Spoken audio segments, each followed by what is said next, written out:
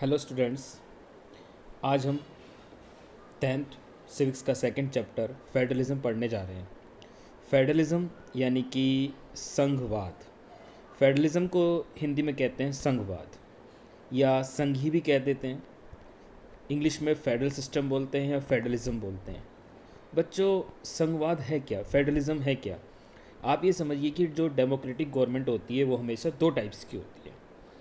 या तो किसी कंट्री के अंदर यूनिटरी गवर्नमेंट होगी या किसी देश के अंदर फेडरल गवर्नमेंट होगी, यानी कि एकात्मक सरकार होगी या फिर संघात्मक सरकार होगी। भारत जैसे देश के अंदर संघीय व्यवस्था पाई जाती है। भारत हो गया, अमेरिका हो गया, यहाँ हमें संघवाद देखने को मिलता है। जबकि इंग्लैंड जैसा देश जो है वो एकात्मकता वाला देश कहलाता है, वो यूनिटरी गवर्नमेंट का देश है। तो संघवाद क्या है? संघवाद का मतलब क्या होता है? फेडरलिज्म किसे कहते हैं? जब देश में सरकार दो या दो से ज़्यादा स्तरों पर बटी होती है तो उसे ही फेडरल गवर्नमेंट कहा जाता है। जब देश के अंदर गवर्नमेंट के जो लेवल हों वो दो या दो से ज़्यादा लेवल होते हैं तो उसी को हम क्या कहते हैं? उसी को हम संघवाद कहते हैं, उसी को हम फेडरल गवर्नमेंट कहते हैं। जैसे इंडिया में है, इंडिया के अंदर सबसे बड़ी सरकार सेंट्रल गवर्नमेंट है, यानी केंद्रीय सरकार। उस वो पूरे देश पर शासन करती है, जिसमें प्रधानमंत्री होते हैं, प्राइम मिनिस्टर होते हैं, प्रेसिडेंट होता है। वो पूरे देश के लिए कानून बनाते हैं। जबकि उसके नीचे हर राज्य में अलग अलग राज्य सरकार होती है, जिनका कार्यक्षेत्र केवल अपने राज्य तक होता है। राज्य सरकार के अंदर मुख्यमंत्री होता है, यानी चीफ मिनिस्टर, और गवर्नर होता है, राज्यपाल, और उनका कार्यक्षेत्र केवल उनके राज्य तक होता है। जैसे अगर हम समझें तो यूपी के अंदर योगी जी की सरकार है, दिल्ली के अंदर केजरीवाल की सरकार है, लेकिन इन सबके ऊपर एक बड़ी प्रधानमंत्री जी की सरकार है। तीसरा लेवल भी होता है फेडरल सिस्टम के अंदर, जो संघीय व्यवस्था होती है वहाँ तीसरा लेवल भी होता है इससे छोटा, जिसे लोकल गवर्नमेंट के नाम से हम जानते हैं। लोकल गवर्नमेंट यानी कि तीसरा स्तर, स्थानीय सरकार इसको कहते हैं। तो इस तरीके से इसको ना आप अपने क्लास स्कूल के हिसाब से भी समझ सकते हैं।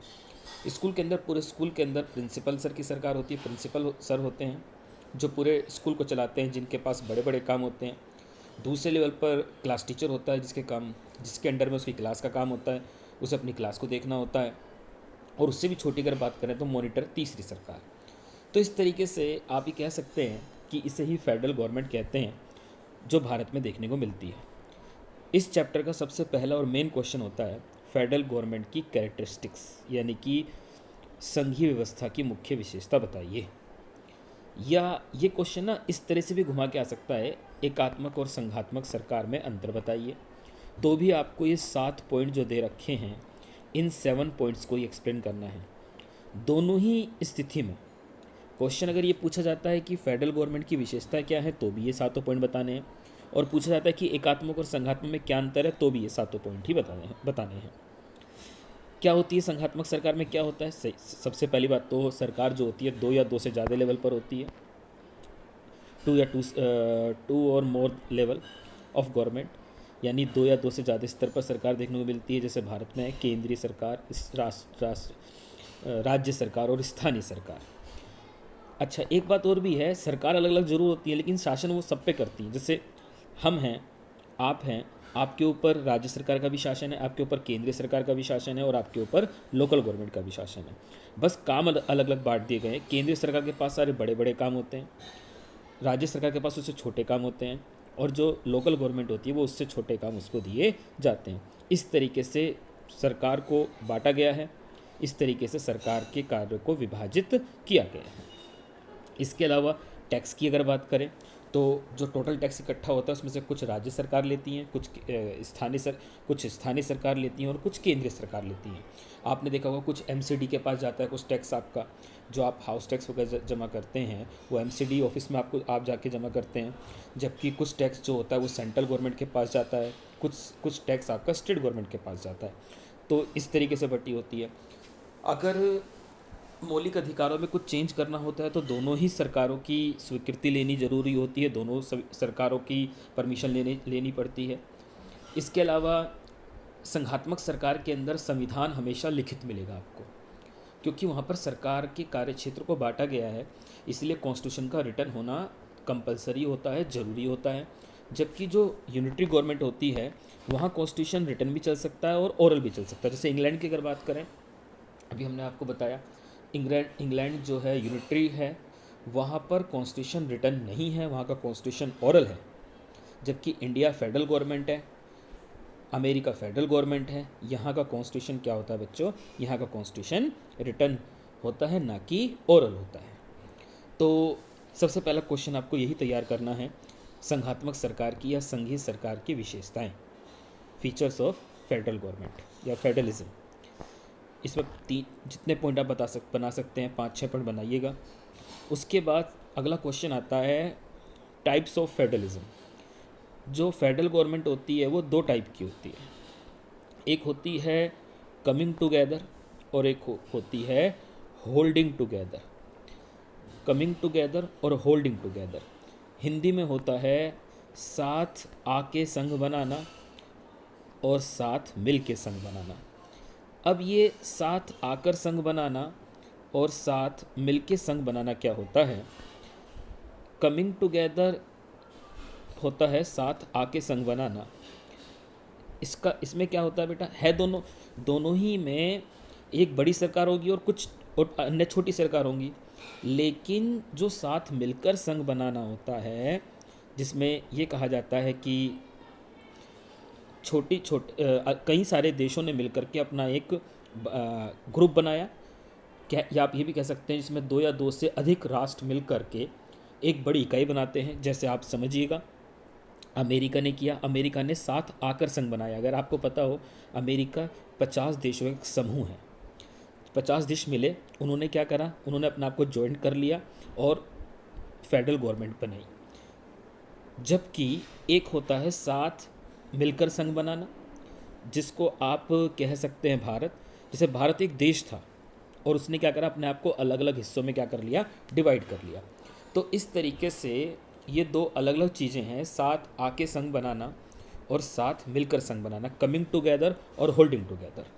जो आपका साथ आकर संघ बनाना है, यानी कि जो आपका कमिंग टुगेदर है, उसका एग्जांपल है यूएसए, स्विट्ज़रलैंड और ऑस्ट्रेलिया। जबकि होल्डिंग टुगेदर का एग्जांपल आपका सबसे अच्छा हमारा देश है भारत, बेल्जियम, स्पेन। यहाँ पर हमें होल्डिंग टुगेदर देखने को मिलता है, यानी सबको साथ लेकर संघ बनाना। जबकि अमेरिका है साथ मिलकर या साथ आकर संघ बनाना। तो इस तरीके से कमिंग टुगेदर, होल्डिंग टुगेदर, ये भी आपको तैयार करना, ये क्वेश्चन भी बहुत सा आता है। अब बात करते हैं भारत में संघीय व्यवस्था, यानी कि इंडिया के अंदर फेडरल गवर्नमेंट कैसे काम करती है। अब जब हमने बताया कि पावर बटी हुई है अलग अलग हाथों में, तो हमारे यहाँ पर 3 लिस्ट बनी हुई है। एक है यूनियन लिस्ट। बेटा यूनियन लिस्ट वो लिस्ट है जिसे केंद्र सूची या जिसको संघ सूची कहते हैं हिंदी में से संघ सूची या केंद्र सूची कहा जाता है। संघ सूची वो सूची इसमें वो विषय लिखे हैं जिनके ऊपर भारत की सेंट्रल गवर्नमेंट कानून बनाती हैं। जो इंडिया की सेंट्रल गवर्नमेंट को दिए गए हैं वो सारे विषय यूनियन लिस्ट के अंदर लिखे हैं, वो यूनियन लिस्ट को दिए गए हैं। यानी यूनियन लिस्ट के अंदर लिखे विषयों पर भारत की सेंट्रल गवर्नमेंट कानून बनाएगी, जिसमें आपका फॉरेन सब्जेक्ट्स होते हैं, बैंकिंग है, आपका कम्युनिकेशन है, संचार है, मुद्रा है, ये सब आते हैं आपके यूनियन लिस्ट के अंदर। जबकि जो आपकी स्टेट लिस्ट है सेकंड, उसमें वो विषय लिखे हैं जो राज्य सरकार को दिए गए हैं।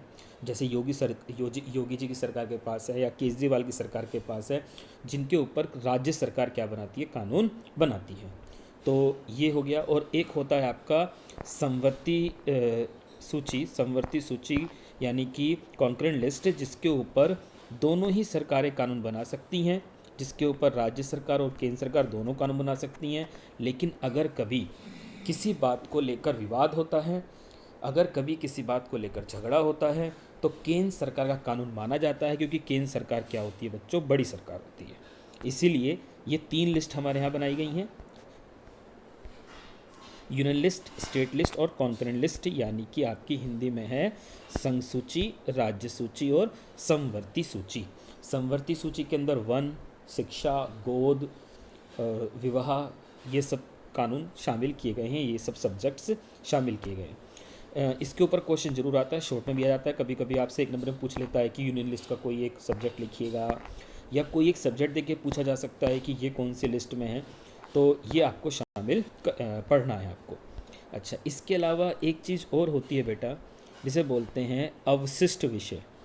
अवशिष्ट विषय वो विषय होते हैं जो नए विषय खड़े हो जाते हैं, जो किसी भी लिस्ट में लिखे हुए नहीं हैं, और अगर कभी ऐसा लगता है कि कोई नया विषय खड़ा हो गया, उसे ही हम अवशिष्ट विषय कहते हैं। अवशिष्ट विषय और इस ऐसे सब्जेक्ट जो होते हैं उन्हें बोलते हैं रेसिड्यूसी पावर, यानी कि अवशिष्ट विषय जो किसी भी लिस्ट में नहीं लिखे हुए हैं। अगर कोई ऐसा नया टॉपिक आ जाता है तो उसके ऊपर जो कानून बनाने का जो अधिकार है वो भारत की केंद्रीय सरकार के पास है। उनके ऊपर पहले ही लिखा हुआ है कि अगर कोई नया सब्जेक्ट आ जाता है जो इन तीनों लिस्ट में से कहीं नहीं लिखा है, तो उसके ऊपर भारत की केंद्रीय सरकार ही क्या बनाती है, कानून बनाती है। भारत की सेंट्रल गवर्नमेंट को ही कानून बनाने का अधिकार दिया गया है। तो बेटा ये जो फर्स्ट पार्ट है, इसके अंदर आपको क्या क्या पढ़ना है एक बार दोबारा देख लेते हैं। सबसे पहला क्वेश्चन जरूर तैयार करना है, व्हाट इज़ फेडरलिज्म। फेडरलिज्म क्या है, संघवाद किसे कहते हैं, संघवाद क्या होता है, उसकी विशेषताएं, 7 विशेषताएं उसकी, या फिर मैंने बताया एकात्मक और संघात्मक में क्या अंतर है। उसके बाद तीसरा क्वेश्चन आता है आपका कमिंग टुगेदर, होल्डिंग टुगेदर, साथ आके संघ बनाना, साथ मिलकर संघ बनाना। और उसके बाद अगला क्वेश्चन आता है आपकी तीनों लिस्ट, और फिर आता है आपका एक शॉर्ट क्वेश्चन रेसिड्यूसरी सब्जेक्ट्स, यानी कि अवशिष्ट विषय जो बचे हुए हैं। तो इस तरीके से ये आपके 5 क्वेश्चन होते हैं शुरू के, इसे तैयार कीजिएगा। नेक्स्ट वीडियो में आगे की बात बताते हैं। Thank you.